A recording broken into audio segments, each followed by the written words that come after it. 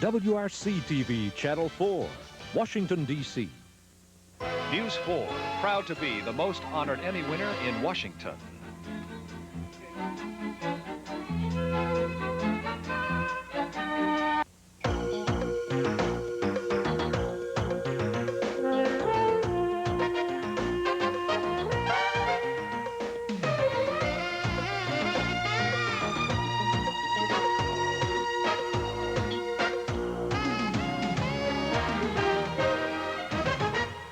Tonight, investigators probing corruption at the Pentagon say members of Congress might face indictments. Good evening, I'm Jim Vance. Dave is off tonight.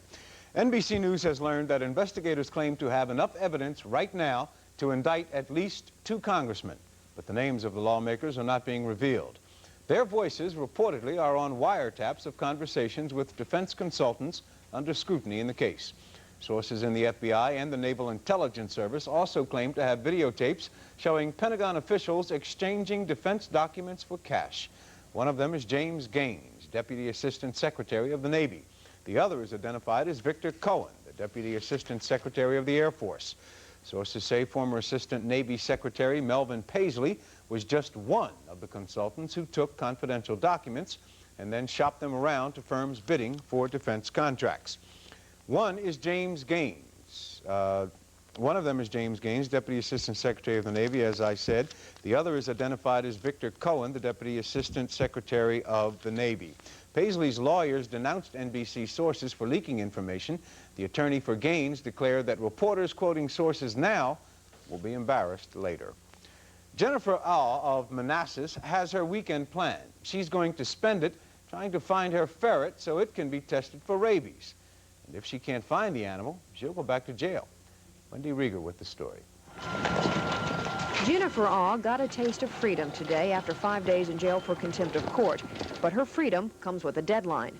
Find Fuji, the fugitive ferret, in 48 hours.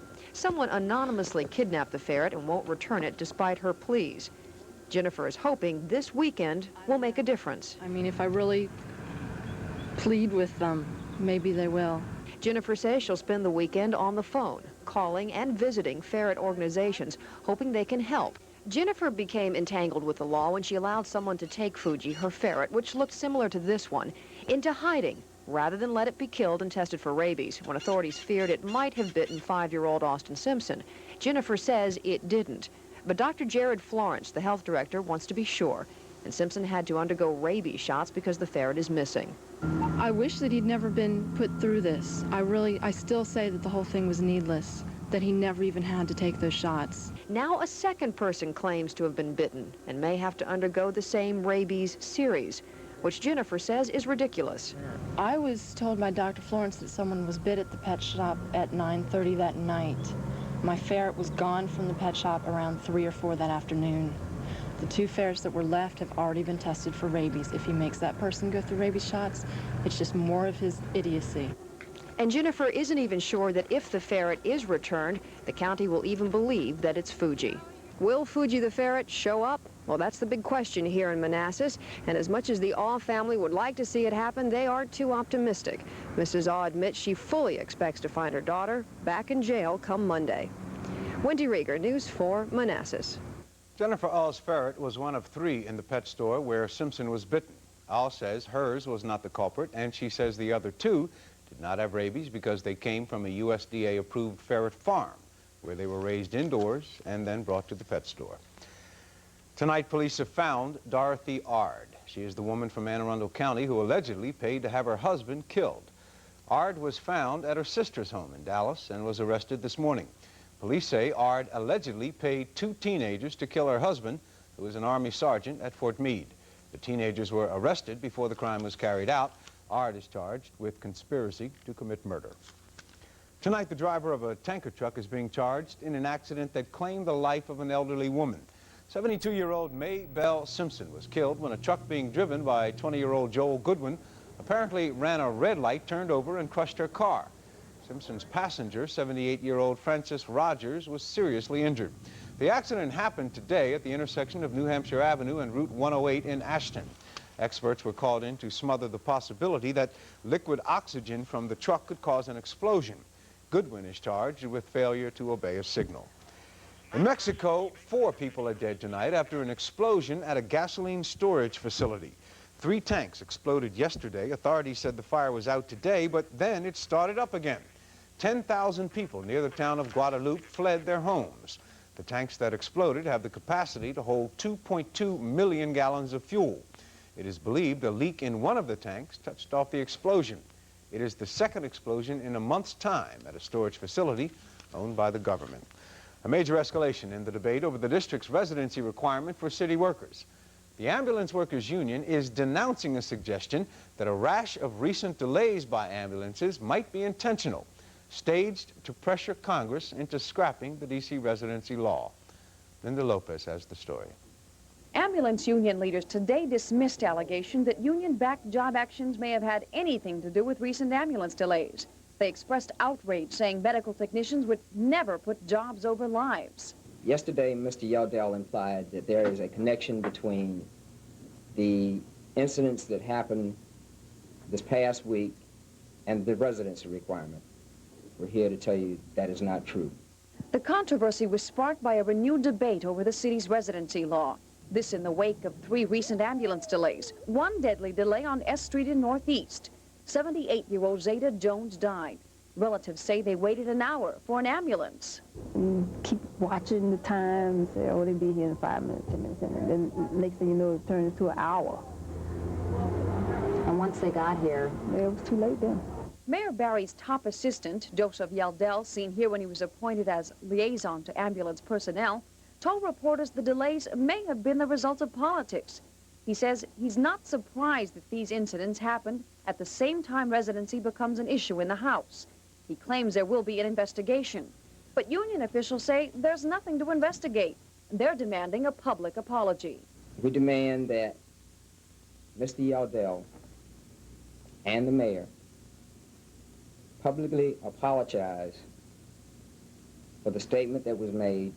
Ambulance officials are threatening legal action if they don't get a public apology. They say Yeldell and the city may be slapped with a lawsuit for slander.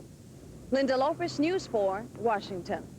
Representative Stan Paris of Virginia is initiating the drive to strip the district of authority to enforce the residency law. He wants to replace it with a system giving district residents preference in landing city jobs. Still to come tonight are rosy skies and nice temperatures in store for the weekend. Bob Ryan will answer that with a forecast. The Orioles beat up on one of the best tonight. We'll have highlights. And coming up next, Civil War buffs reenacting the beginning of the Battle of Gettysburg. Stay tuned.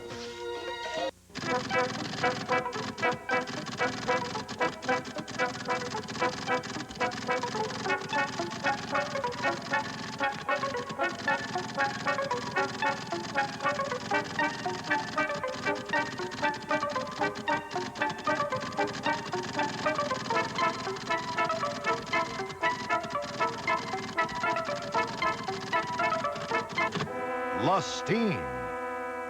Who else?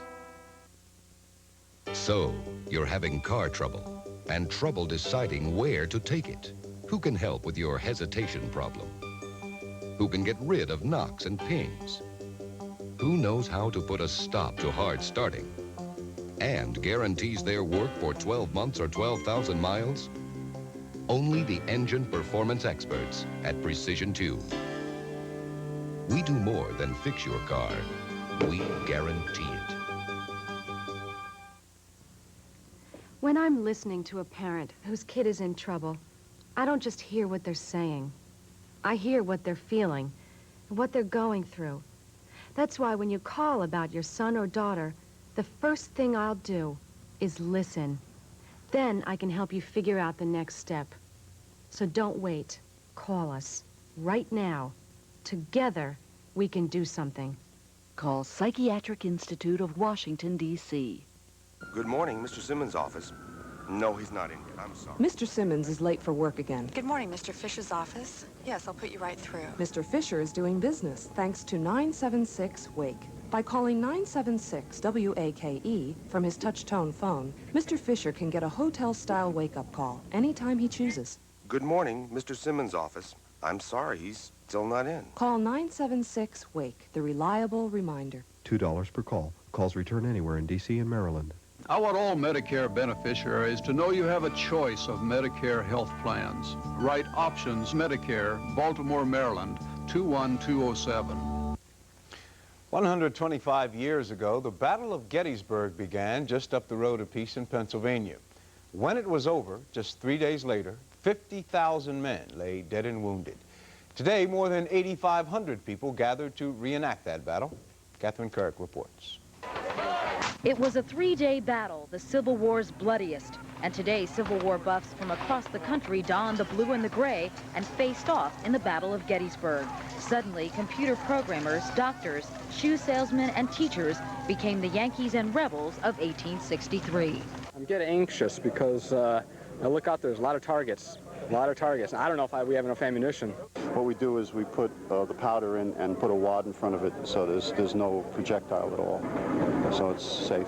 We're cooking for the Confederate generals of Archer's Brigade here at Gettysburg. And what's on the menu? So we've got peach cobbler and roast ham and crackling cornbread, sassafras tea. Let's see, what else do we have? Homemade biscuits. You all are pretty popular out here, huh? Very popular. The step back in time wasn't limited to the battlefield. The entire grounds were transformed, complete with encampments and authentic entertainment. And there were plenty of ladies dressed to the nines, at least by 19th century standards, ready and willing to take care of the menfolk. I'm a CPA by profession, but I really enjoy being able to hide behind a hoop every once in a while. And of course, General Custer came by to check out the action. So the first battle was over. There were heavy casualties on both sides, but the Union troops suffered most. Still, there were 2 more days of fighting, 2 more days of bloodshed to go. We got hot and sweaty and worked real hard and enjoyed ourselves. And you didn't die? No, I died at least 3 times. Well, we're just going to sit around the campfire and talk about war stories and what we did right and wrong and prepare for battle tomorrow. No baths for these soldiers, no Cokes, no TV, and no Sara Lee. But the wonders of modern technology did come in handy. And when our rights were threatened, the cry rose near and far. Catherine Couric, News 4, Gettysburg. This weekend's activities end on Sunday. The reenactments are being staged on a private farm near the actual battlefield. Ryan, I don't know what the temperature was, what the weather was like 125 years ago, but today they couldn't have had a better day for a reenactment. It was pure perfect weather. It was actually hot and dry 125 years ago. Is that what it was? Hotter than it was today. How about today, huh? Here we are, Friday, right? Clone it. We've made it through the hottest day in 5 years, all through that heat and humidity. The weather today is wonderful. We've got the weekend in front of us.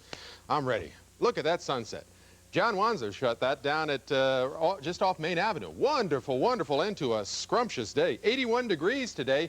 And if you've been saying Fridays have been cool, this is it's a cool Friday. What a way to end the week. And as a matter of fact, 3 of the 4 times we've had the coolest day of the week, it has been on a Friday. A week ago, we were 81. 2 weeks ago, remember, after the rain, 69. And here we are now with a beautiful, beautiful, nice dry air mass in over us. Our weather watchers report temperatures in the 50s, 58 degrees. Terry Gruber out in Rocco in the mountains of West Virginia. Bill Franklin, the northern neck, 64 degrees. But look at the temperatures in other spots. Down the East Coast, it's still in the 70s, and the folks out in the Midwest have not had any break at all. It is still in the 90s. Sioux Falls, South Dakota, where they were again above 100 degrees today.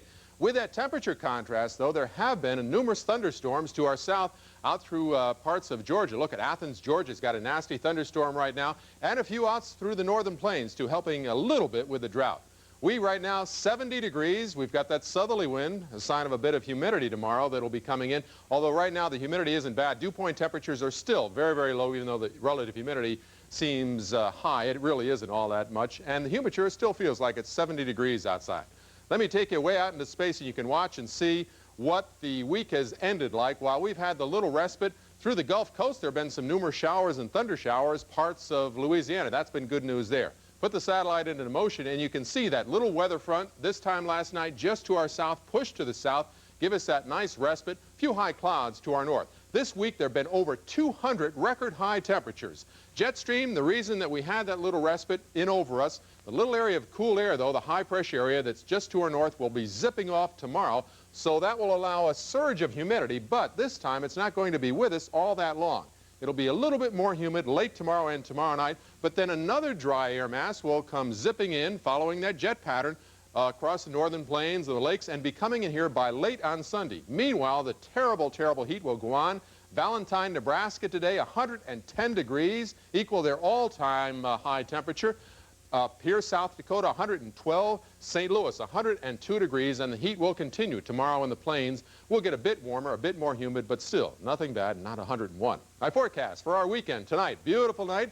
Overnight temperatures, 58, cooler suburbs, 64 for you folks in town. Nice day tomorrow, some increase in humidity, but not bad, getting up to about 88. It will be warm and a bit muggy tomorrow night, 72 for you folks in town. And we will get near 90 degrees on Sunday, maybe a midday thunderstorm. Actually, we could use a raindrop or two, and then cooler and drier again. I think Sunday night and Monday, we'll be right back to the good stuff with temperatures in the 80s. Good weekend coming up. We've had the worst of the heat.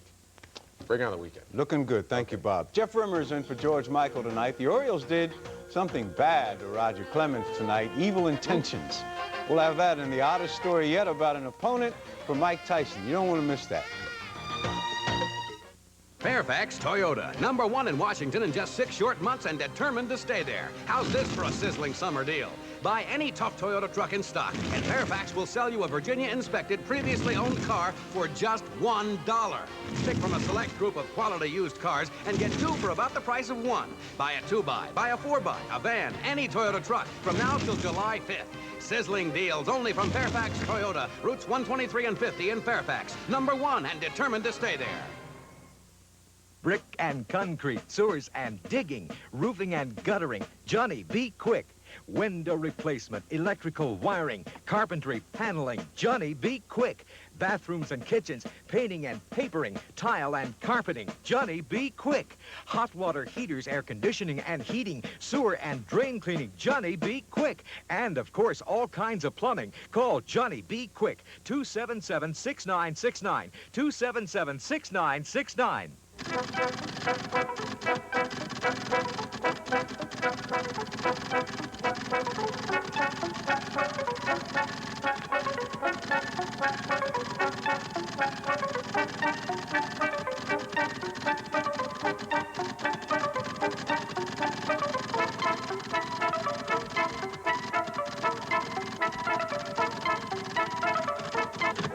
Lustine. Who else? It's almost 4:30. Well, I see you've been looking forward to this. After all, it has been a long time. So, should we stay here, or... Here is just fine for me. You old fool. Allow me. If you insist. I'm glad it's back. Reminds me when we were newlyweds. Remind you of anything else? It's back. The new Newlywed Game. Weekdays at 4:30 on Channel 4. Talking to a kid at a 7-Eleven the other day. He's telling me that Roger Clemens, he said he'd be bad. He is bad. He wasn't He's bad tough. tonight. Well, the Orioles got to him tonight. Last week, in fact, it was right at Memorial Stadium in Baltimore. The Orioles, well, they were shut out. Tonight, the Orioles did get their revenge, though, in Boston as they rocked the Rocket Roger Clemens for 6 runs in less than 3 innings, and the Orioles beat the Red Sox 6-2. Top of the 3rd inning, 1-0 Orioles, and we're going to get a look at Jim Traber at the plate. Traber now with this base hit to left field. Eddie Murray tiptoes around third, then puts it into high gear, and he is thrown out at the plate on the relay throw from Mike Greenwell. And the Orioles still leading 1-0. Again, we get a look at Jim Traber. He sends a fly ball over the head of Dwight Evans, bouncing over the wall for a double. And Fred Lynn, Cal Ripken will score. The Orioles are ahead by a 3-0 count. Okay, you be the umpire. Bottom of the 4th inning, Orioles lead 6-0. Mike Greenwell with a shot to right. Jim Traber goes back to the wall and then makes a great effort as he leaps into the stands. And is he interfered with by a fan? Is this a home run? Well, the ball appears to hit Traber on the forearm and then come back into play. Traber believes the ball is back in play and throws the ball back into Bill Ripken, who comes out from second base to get the relay throw. Again, take another look from the center field camera. Traber goes back to the fence. No fan will touch the ball, but a fan does appear to touch his right arm. It hits off his forearm, falls back onto the field. The umpires will rule that it's a 2-run home run. But I'll tell you, Traber's got a legitimate argument. Frank Robinson also offering his expertise to no avail. The Orioles go on to beat the Red Sox, though, by a score of 6-2. Elsewhere in the American League tonight, the Blue Jays beat the Tigers 6-3, and the Indians downing the Yankees by a score of 7-5. There was another controversial play, this one in an afternoon game between the Mets and the Cubs, and it allowed the Mets to take a lead and go on to beat Chicago by a score of 8-3. After the game, the umpires did admit, after looking at the replay, that they blew the call. Now, here's the play that the umpires missed. At the plate, top of the 6th inning, Dave Magadan with a bouncer to Pat Perry. Pat Perry gloves the ball and then throws to Jody Davis. They've got Lenny Dykstra in a rundown. Vance Law now throws the ball. Dykstra puts up his left hand, and the ball bounces behind the backstop, or back to the backstop, and then Perry throws it back in, but it's to no avail because 2 runs will score, and the Mets are ahead by a score of 3-2. Bottom of the 7th, Cubs trail 5-3, 2 men on base. Ryan Sandberg with a line drive to left center. Lenny Dykstra with a diving catch to rob Sandberg of what could have been an extra base hit. But the best defensive play yet to come. Gary Carter at the plate now, and he sends this short fly ball to short center field. Dave Martinez diving for the ball. Does he trap it? Well, the umpires ruled that it was a good catch, and the Mets still are able to win by a score of 8-3. Elsewhere in the National League tonight, the Dodgers beat the Reds 5-3. The Braves down the Padres 4-3. The Pirates, they beat the Expos by a 5-3 count. In tennis news, top-seeded Yvonne Lendl, who has never won the Wimbledon Championship, advanced to the 4th round, but it was a struggle as he had to face unseeded Michael Schoppers of the Netherlands, and he pushed Lendl to the limit, but Lendl was able to come away with a 5-set victory. Top-seeded Lendl in the far court against Schoppers at the bottom of the screen. Schoppers to the net with a backhander, and Lendl returns it, but falls. Schoppers with the winner, and he wins the first set 7-6. Again, Michael Schoppers serving in the near court. He attacks the net, lunges for the backhand. Lendl comes up with a great volley, and he gets the winner here. Lendl now at the top of your screen, and he did need all his resources today, but he does advance with a 6-7, 7-6, 6-4, 6-7, and 6-1 victory. While there have been all kinds of rumors that Cowboys running back Herschel Walker wants to become a boxer and fight Mike Tyson. Is it true? Well, let's go right to the source. Yes, I am serious about it. People think I'm crazy, but I'm serious about it. The reason why I'm serious, I don't make too many statements that I don't try to back up. And that's no doubt. Mike Tyson, he's a professional. He's a professional at what he do. And, you know, all my life, I say I go out and train for anything that happens in life. And, you know, I heard a statement Mike Tyson made once, and it's a statement that I say I'd like for him to stand behind it. You know, he said he'll beat anyone in the universe. You know, I think that's a very big, bold statement.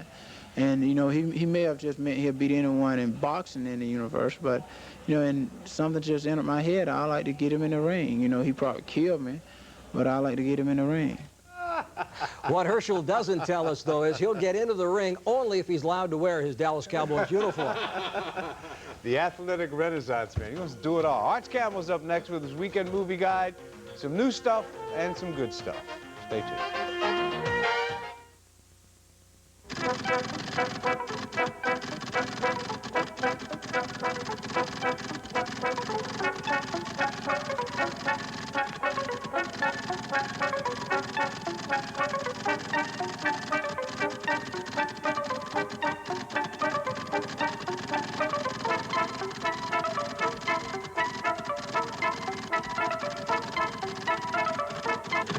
Lustine.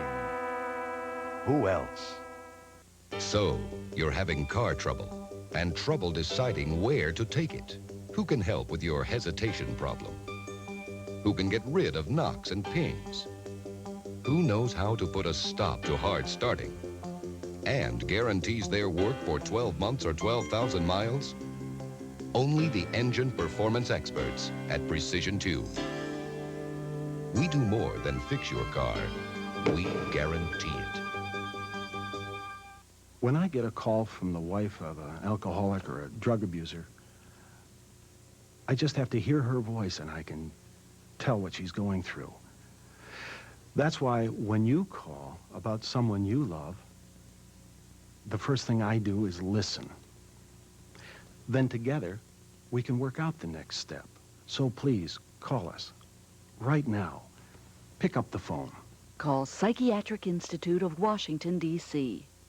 Should you know more about Social Security? Many people don't know the half of it. I knew I paid for it out of every paycheck. Well, that's just the way it was. But now I see it's a part of my whole retirement plan. I didn't like paying for Social Security, and neither did my dad. But I found out after he died that they pay me, and about 3 million other kids every month. I know my son paid for Social Security before he became disabled. Then I learned they pay him. Sure helps. I stopped paying for it when I quit work, but my husband was covered. I found, now that I'm a widow, I still get benefits for myself and the kids. I didn't think Social Security would be around when I retire, but now I know there's enough money to pay benefits way into the next century. When it comes to Social Security, get the whole story. Call 1-800-937-2000 for this free booklet and see what's in it for you. Social Security. It never stops working. Now, ladies and gentlemen, emerging from hours on end of peering at images in the dark, Mr. Movie Arts Campbell and his complete, universally infamous weekend movie guide. Oh, yes. Or in other words, in another minute, it's going to be the weekend. Here's the lowdown on what is hot on the silver screen for this weekend. New movie I saw today, The Lady in White. A low-budget, no special effects scare show that scares you by telling a good story about a kid locked in his school cloakroom who discovers a murder and solves it with ESP. 2.5 store and about 25 cents worth of special effects. Not bad. Best movie in town is Who Framed Roger Rabbit. Go see that because it's just great and you'll laugh your head off. Bull Durham is great, Big is great, Babette's Feast is great, Big Business I like, and Beetlejuice too. 3-star list also includes The Presidio, The Milagro Beanfield War, The Moderns, 2.5 for Crocodile Dundee II and Willow, and 2.5 stars for Colors, White Mischief, Red Heat, Aria, Baghdad Cafe. Here's the dog list. Funny Farm is lousy, is not funny. Rambo 3 I think is fading fast. Poltergeist is awful. The Great Outdoors is worst. Friday the 13th, one of the worst things in the history of the motion picture. Have a nice weekend, everybody. Thank you, Arch. Tomorrow on News 4, a report on overcrowding at the Arlington jail, and on Monday, we'll be live. I won't be. I wish I could be. Do you have any influence at the site of the big Tyson Spinks fight? We're out of here.